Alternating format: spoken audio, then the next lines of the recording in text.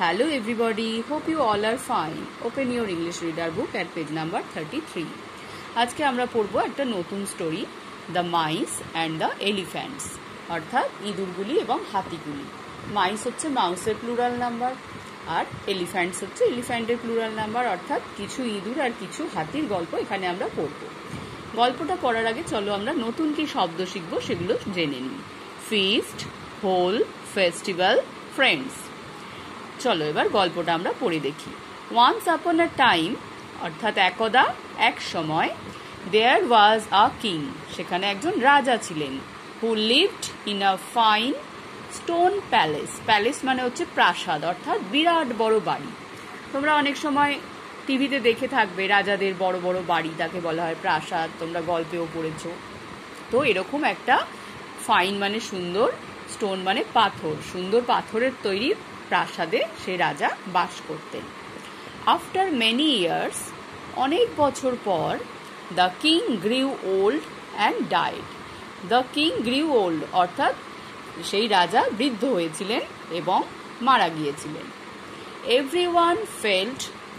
Everyone left the palace. তখন কি হলো, প্রত্যেকে সেই প্রাসাদ ছেড়ে চলে গিয়েছিল।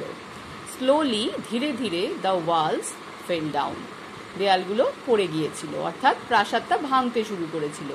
And soon only the floors were left, এবং খুব শীঘ্রই শুধুমাত্র মেঝেগুলো পড়েছিল, অর্থাৎ সব দেয়াল ভেঙে পড়ে গেছিল, শুধু প্রাসাদের মেঝেগুলো থেকে গিয়েছিল।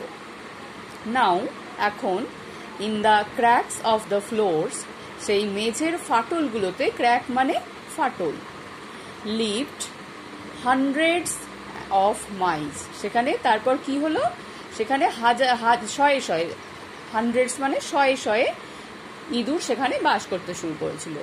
দে lived with their sons and grandsons, তারা কাদের সাথে বাস করত, তাদের পুত্র এবং নাতিপুতিদের সাথে, অর্থাৎ সেই ইঁদুরগুলো এত ছিল, তাদের নাতি পুতি ছেলে মেয়ে সব ছিল।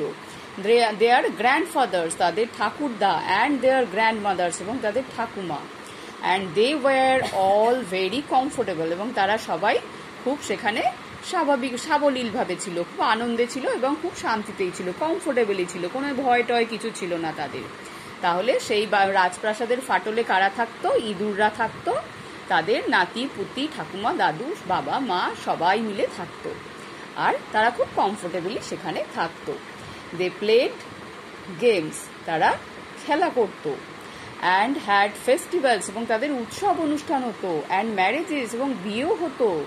ড্রামাস অ্যান্ড ফিস্টস, ড্রামা মানে হচ্ছে নাটক, অর্থাৎ তারা নাটকও করতো। অ্যান্ড ফিস্টস, এবং পিকনিকও করতো। They all were very happy, তারা সবাই খুব খুশি ছিল, অর্থাৎ তারা সেখানে খুব মজায় ছিল। তাদের অনুষ্ঠান হচ্ছে, খেলা হচ্ছে, বিয়ে বাড়ি হচ্ছে, পিকনিক হচ্ছে, কত মজা বলো, এগুলো হলে তো সবারই মজা হয়। এই পর্যন্ত তোমরা সুন্দর করে রিডিং পড়বে, পরে আমরা দেখব কি হলো তাদের। আর সবাই ভালো থাকবে, এই গরমে সবাই বেশি বেশি করে জল খাবে আর রোদে বেরোবে না। বাই।